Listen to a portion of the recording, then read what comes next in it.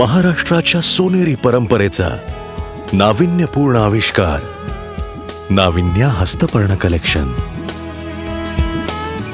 Vaman हरिपेठे jewellers, सोनेरी क्षणांचे सोबते। ज्या मतदारसंघात सलग 3दा अद्याप एकही आमदार निवडून आला नाही, त्या सावंतवाडीत दीपक भाई तिसऱ्यांदा निवडून येऊन इतिहास घडवणार की राजन दिली हा इतिहास कायम राखणार याची अवघ्या कोकणला उत्सुकता आहे। ज्यांनी या संपूर्ण मतदारसंघाचा दौरा केलाय ते आमचे सिनियर रिपोर्टर भरत केसरकर आपल्या सोबत आहेत। भरत, काय सांगाल, काय आहे जनतेच्या मनात? तर बघायला गेलं तर सावंतवाडी विधानसभा मतदारसंघामध्ये शिवसेनेचे पालकमंत्री दीपक केसरकर आणि भाजप पुरुष राजन दिली यांच्यामध्ये थेट लढत पाहायला मिळते। काही रंगत आणली ती बबन साळगावकर आणि सावंतवाडी मतदारसंघातील बरीच मतं आहे की 8-10 मतं ही बबन साळगावकरच्या पाळण्यात जाण्याची शक्यता आहे आणि निर्णायक क्षणी जो अंदाज व्यक्त केला जातो यामध्ये निश्चितच दीपक केसरकर हॅट्रिक करून तिसऱ्यांदा भाजप मारतील अशी शक्यता वर्तवली जाते। त्यामुळे उद्या दीपक केसरकरच दिवाळी साजरी करण्याची दाट शक्यता निर्माण झाली। अंतर्गत जरी नाराज नसली तरी शहरामध्ये दीपक केसरकरांचं पारडं चांगलं आहे मानलं जात आहे। ग्रामीण भागामध्ये काही ठिकाणी भाजपला पाठिंबा मिळतो, राजन पाठिंबा मिळताना पाहायला मिळतं।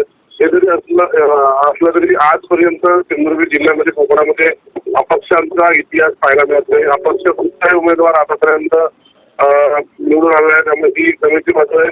कमी मताधिक्याने काय दीपक केसरकर सहजबाजी करतील, मात्र त्यांचं मताधिक्य कमी होण्याची दाट शक्यता वाटते।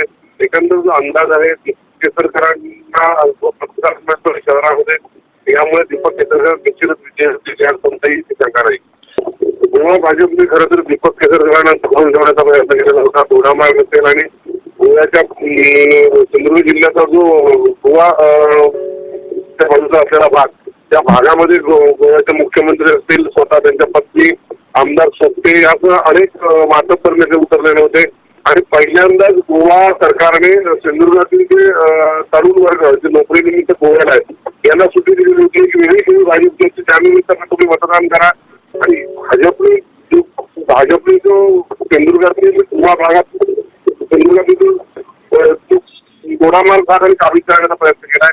त्यामुळे थोडी गोष्टी दीपक केसरकर करण्याचा प्रयत्न केलाय, मात्र यावर दोडामार्गात एक शेवटची सभा घेऊन दीपक केसरकरांनी मात केल्याची चर्चा चालू आहे।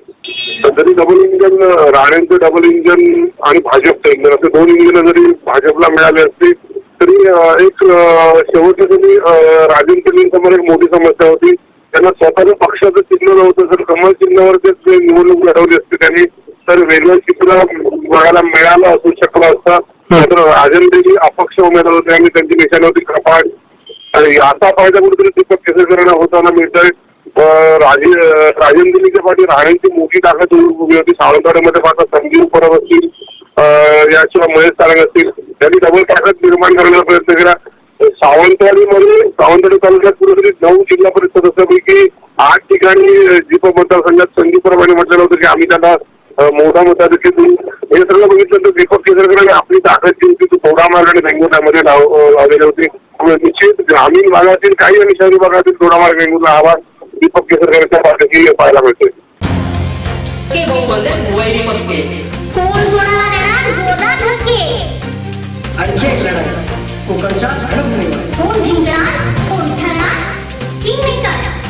आता प्रत्येक बातमी लाईव्ह होणार, घराघरात मतदार पाहणार, कोकणचा सत्ता संघर्ष पाहा फक्त सिंधुदुर्ग लाईव्ह।